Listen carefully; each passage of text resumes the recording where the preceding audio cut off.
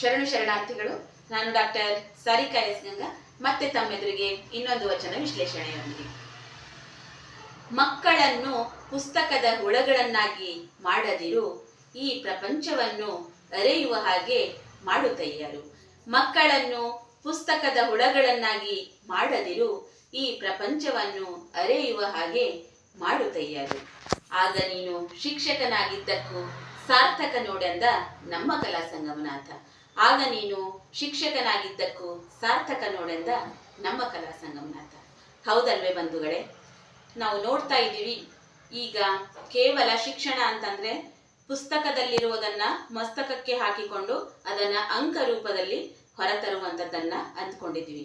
ಆದರೆ ಶಿಕ್ಷಣದ ಪರಮ ಗುರಿ ಅಂದ್ರೆ ಮಗುವಿನ ಸರ್ವಾಂಗೀಣ ಅಭಿವೃದ್ಧಿ ಆಗ್ಬೇಕು. ಮಗು ಮಾನಸಿಕವಾಗಿ, ಬೌದ್ಧಿಕವಾಗಿ, ದೈಹಿಕವಾಗಿ, ಆರ್ಥಿಕವಾಗಿ, ಸಾಮಾಜಿಕವಾಗಿ ಎಲ್ಲ ಆಯಾಮಗಳಲ್ಲಿ ಪ್ರಬುದ್ಧನಾಗಬೇಕು. ಈ ಪ್ರಪಂಚವನ್ನ ಅರ್ಥಕೊಳ್ಬೇಕು.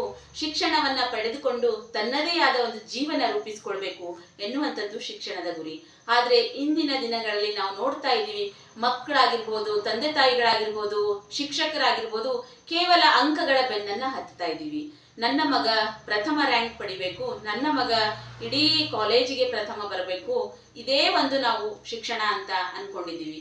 ಕೇವಲ ಪುಸ್ತಕವನ್ನು ಓದಿ ಅಂಕವನ್ನ ಪಡೆದ್ರೆ ಉಪಯೋಗ ಇಲ್ಲ. ಅದು ಎಲ್ಲಿ ಉಪಯೋಗ ಅಂದ್ರೆ ಕೇವಲ ಮುಂದಿನ ಒಂದು ತರಗತಿಗೆ ಅರ್ಹತೆ ಹೊಂದಲಿಕ್ಕೆ ಆ ಅಂಕಗಳು ಸೀಮಿತ. ಹಾಗಾಗಿ ಬಂಧುಗಳೇ, ಕೇವಲ ಅಂಕದವನ್ನ ಬೆನ್ನನ್ನ ಹತ್ತದೆ ನಮ್ಮ ಮಕ್ಕಳು ಈ ಪ್ರಪಂಚವನ್ನ ತಿಳಿಬೇಕು. ಆ ರೀತಿಯಾದಂತಹ ಶಿಕ್ಷಣ ನಮಗೆ ಬೇಕಾಗಿದೆ. ಸೊ ಸರ್ಕಾರ ಎಷ್ಟು ಅಂತ ನೌಕರಿಗಳನ್ನ ಕೊಡ್ಲಿಕ್ಕೆ ಸಾಧ್ಯ? ಸರ್ಕಾರಕ್ಕೆ ನಾವು ನೌಕರಿ ಕೊಡುವ ಹಾಗಾಗ್ಬೇಕು. ಆ ರೀತಿ ನಾವು ನಮ್ಮ ಮಕ್ಕಳನ್ನ ತಯಾರು ಮಾಡಬೇಕು. ಅಂದಾಗ ಆ ಶಿಕ್ಷಣಕ್ಕೆ ಒಂದು ಬೆಲೆ, ಆ ಶಿಕ್ಷಣಕ್ಕೆ ಒಂದು ನೆಲೆ ಸಿಗುತ್ತೆ.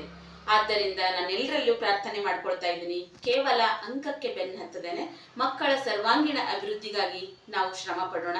ಯಾರೇ ಒಬ್ಬ ಅತ್ಯುತ್ತಮವಾದಂತಹ ಸಾಧನೆ ಮಾಡಿರುವಂತಹ ವ್ಯಕ್ತಿಯ ಒಂದು ಅಂಕಗಳನ್ನ ನೋಡಿ, ಅವ್ರು ಯಾರು ಕೂಡ SSLC ಆಗಿರ್ಬೋದು, PUC ಆಗಿರ್ಬೋದು ಅತ್ಯುತ್ತಮ ಸಾಧನೆ ಮಾಡಿದವರಲ್ಲ. ಕ್ರಿಕೆಟ್ ಸ್ಟಾರ್ಸ್ ಗಳಾಗಿರ್ಬೋದು, ಫಿಲ್ಮ್ ಸ್ಟಾರ್ಸ್ ಗಳಾಗಿರ್ಬೋದು, ಆರ್ಥಿಕ ತಜ್ಞರಾಗಿರ್ಬೋದು, ಯಾರೇ ಆಗಿರ್ಬೋದು. ಹಾಗಾಗಿ ನಾವು ಕೂಡ ನಮ್ಮ ಮಕ್ಕಳಿಗೆ ಅಂಗ ತೆಗೆದುಕೋ ಅಂತ ಅವರಿಗೆ ನಾವು ಕಿರುಕುಳವನ್ನ ಕೊಡಲಾರ್ದೆ ನಾವು ಅವರಿಗೆ ಅವರ ಒಂದು ಅಭಿರುಚಿಯ ಕ್ಷೇತ್ರದಲ್ಲಿ ಸಾಧನೆ ಮಾಡಲಿಕ್ಕೆ ನೆರವಾಗೋಣ ಅಂತ ಹೇಳ್ತಾ ಧನ್ಯವಾದ.